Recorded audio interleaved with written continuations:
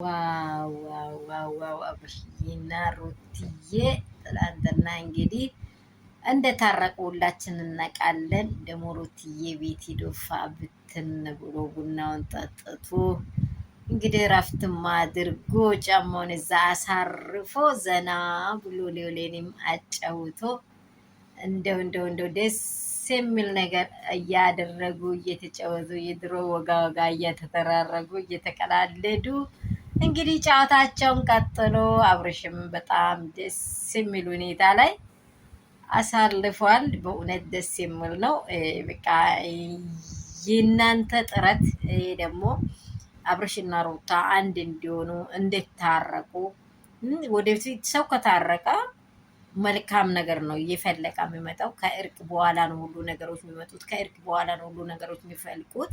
ያን እንዲያደርጉ ኤፍዬ ደግሞ በጣም ብዙ አስተዋጽኦ አድርጎ መልካም ነገሮችን አድርጎ ዛሬ ትላንትና ደግሞ በዛው እንግዲህ ድር ብሎም በቃ ይሆናል እናቀውም እንጂ ድር ብሎም ይሆናል። በእርግጥ ከካሜራ ጀርባ ያለውን ነገር እኛ አናቅም። ቡና በደንብ ጠጥተዋሉ፣ ተጫውተዋሉ። አብርሽዬም ደግሞ እረፍት አድርገዋል። ትንሽ የቆየ ቤት ነው። ሎሌንም በደንብ አይተዋል፣ ተጫውተዋል። ሉሌ ራሱ ባ እያለ ነበረ።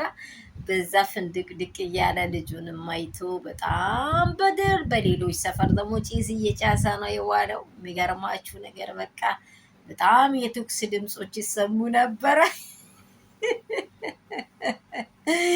እንግዲህ በጣም ከበድ ያሉ ነገሮች ይሰሙ ነበረ። እንግዲህ መቼም ቢሆን የወለጃ አንጀት ቆርጦ አይቆርጥም እና ያሸንፋል ብለን ብሌ ስንከራከር ውሸት የመሰላችሁ ሰዎች ይህንን እንድታዩና እንድትመለከቱ ነው። ዋናው ነገር የሰው ልጅ ፍቅር ነው። ሰው ከአክብሮት በፊት ፍቅር ያለ ሰው ይሸነፋል። ማንኛውም ሰው ፍቅር ካለ ይሸነፋል። በቃ እርክት ያለ ነገር ላይ ይገባል ማለት ነው። ውስጡ ሪቆ አይሄድም። ምክንያቱም የትላንትና መልካምነት እያሰበ ማለት ነው። ሰላም ቤተሰብ እንደምን አላችሁ? ሁሉ ሰላም፣ ሁሉ መልካም ነው ወይ? እኔ ጋር ሁሉ ሰላም ነው፣ እግዚአብሔር ይመስገን።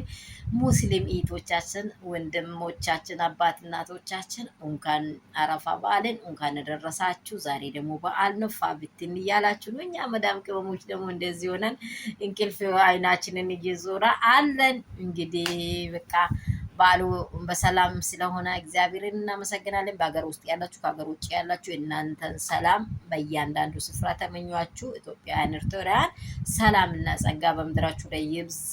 ጸልዩ፣ በርቱ፣ ዱዓ አድርጉ። ባላችሁበት ሰላም ይሁንልን። እንግዲህ የአብርሽ ሩታዬ ቤት ሄዶ ትላንትና ፋ ብትን ብሎ ጀበናው ቤቱ ፈሽ ብትን ያለ ነገር ላይ ፋ ብሎ አሳልፈዋል። ሎሌንም ከልብ አይቶ እንግዲህ ሉሌን ሲያይ ማንን እንደሚያይ ከማንም አይጠፋም። ሉሌን ሲመለከት ማንን እንደሚመለከት በቃ ምንም ቢሆን ትላንትና ምንም ነገሮች ጉድጋዶች ቢያሳልፉ ሉሌ በጣም ፍቅራቸውን ያዳብራል ብለን በውስጣችን እናምናለን። ሰላማችሁ ስትባል